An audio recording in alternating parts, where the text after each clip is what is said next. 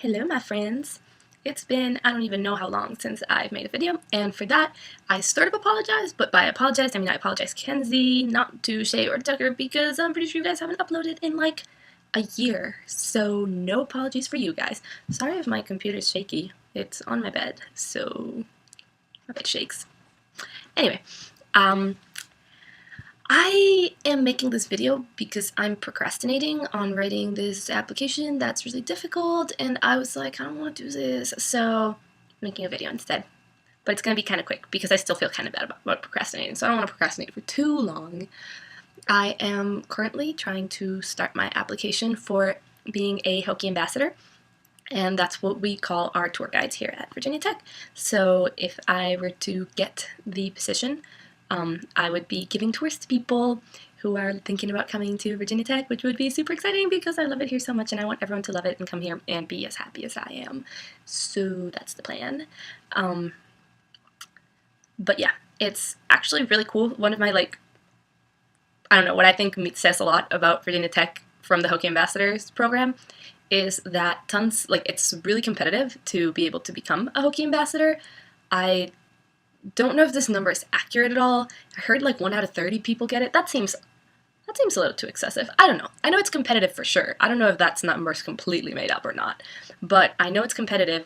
And the funny thing is, it's completely volunteer, so nobody gets paid a single penny for doing it. So I think it shows a lot about Virginia Tech that so many people are like competing and trying so hard to not get paid, to spend their time giving tours literally just so they can give back to Virginia Tech and so they can try to convince other people about how much they love Virginia Tech and so they can get to share this. So I don't know. I think that says a lot. I think it's cool.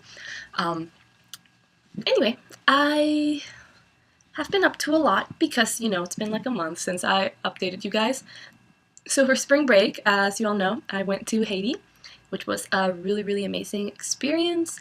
I'm not going to go too in-depth into it right now because of time and stuff, but it was great. I was there for 10 days. I visited Port-au-Prince, which is the capital, and then Pignon, which is a more rural area in the center of Haiti, and then Cap-Haïtien, I always mispronounce that, Cap-Haïtien, which is on the North Shore and is absolutely beautiful. So it was really awesome, and I think I'm probably going to make another video where I talk more about it if I ever have free time. I was thinking of trying to get Molly to be in it because, number one, Molly's cool, and number two, Molly was also in Haiti, and yeah, it would just be fun to have people in my videos because I feel so lonely. Maybe I'm just unaccustomed to talking to a camera again. I say a lot. I should stop that. Okay. Other things that have happened lately, I have a boyfriend now. That's a thing. So I think you guys knew. Shay knew. I might have forgotten to tell Tucker and Kenzie. Sorry, guys. So yeah, it only happened like a week ago, so it's not like I've been keeping you in the dark for months or anything like that. But yes, what else? Course request is now actually not coming up. I was going to say coming up. I should probably do that when I finish this video. I would like to have classes next semester. Actually, I would like to not have classes, but that's not really going to get me to graduate and all that stuff. So better wording is I would like to graduate, and for that, I need to sign up for classes for next semester.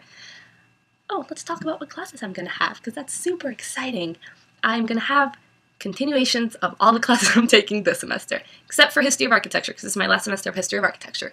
And instead of that, I will have Environmental Building Systems, or EBS, which I am actually super excited about, because it's all about how to build in a way that is environmentally friendly, and just simple ways to make your buildings more energy efficient, such as orientation and cross ventilation, that kind of stuff, but I'm sure a lot more in-depth and complicated than that, actually.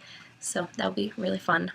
And all my other classes are going to be continuations, like I said, so another studio, and another structures class, and another building class. It's going to be building assemblies next semester. So same old, same old. And studio might be a bit of a change because with a different professor comes a completely different studio style. We get to choose like our top 3 probably. Wait, they haven't told us how it's going to work, but we get to give our preference of studios and then they'll put us somewhere. I've been spending like the last week just talking to people in third years and trying to figure out who I want to be my studio professor, because I feel like this is such a huge thing. Like third year, is the last year that you have like a real studio at Virginia Tech. Because after that, 4th year is travel, so you may or may not have a studio depending on what you do, where you travel. Some travel programs have studios, some don't. So I have no idea if I'm going to have like a formal studio for 4th year. And then 5th year is my thesis. So yeah, 3rd year is kind of a big deal. And who you have as a professor, I feel like really shapes what direction your architecture goes in. So that's really scary in a way. And I'm between a few. Right now, my number one is Keith and Marie Studio. They are a married couple and they teach together, and they have what they call the Design Build Lab.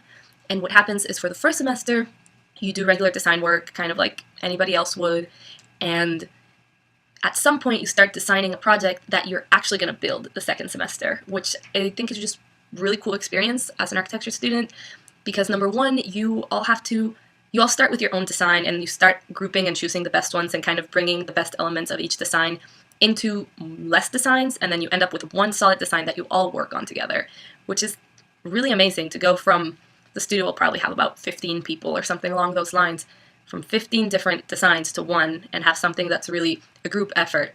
Because we have a lot of collaboration in architecture, but it's more feedback. It's, oh, I see this in your project. It would be a really good idea. You could do this. But if you don't like my idea, you can just pretend I never said anything and ignore me and just be like, yeah, totally, Nancy. But in design build, you actually have to do give and take and really hash out your ideas and really try to make your point if you want something to really, you think something's really important in design and should stay, or argue well about why you think something should be changed. And just, you really have to collaborate, which is more like what the real world of architecture works like. It's unlikely that you're going to have your own office and you're going to do your whole design, beginning to finish, all on your own, and then it's going to get built exactly the way you want it. Probably going to work in a team, and you usually don't get that experience before entering the workplace. So I think it would just be a great experience to have.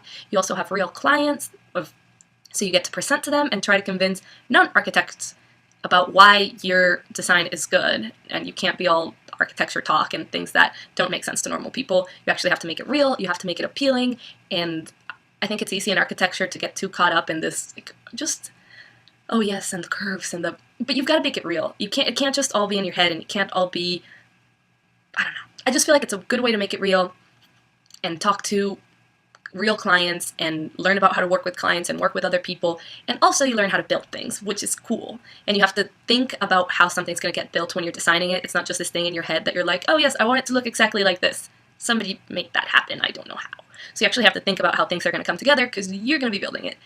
Anyway, I've rambled on about design build a lot, which tells you why I'm pretty excited, and the more I talk about it, the more I realize that that's almost definitely the one that I'm going to put as my number one. And then once I do that, I'm probably going to realize that I really want it, and if I don't get it, I'm going to cry. So we'll see what happens. Anyway, I'm going to shut up now, and I hope you're all doing fantastically. Ken, thanks for keeping us going and making videos, and you need to tell me how you did that crazy hair thing. I'll probably leave it in for a little bit less than you, because that was a little too crazy, but I want to get some curl going on. Ooh, also, I worked out today, guys, so it makes me feel pretty good. Shay, are you still working out like every day and all that stuff? Because I've been working out once a week and I feel pretty good about it. Pilates rocks. If you can do that, you should, because it's fun. And it makes my abs and my butt hurt all the time. No, just kidding, just a day after. Anyway, Shay, Tucker, tell me about your lives. I miss you. Bye. I miss you too, Kenzie, but a little less because I just saw you in a video. Bye. I love y'all.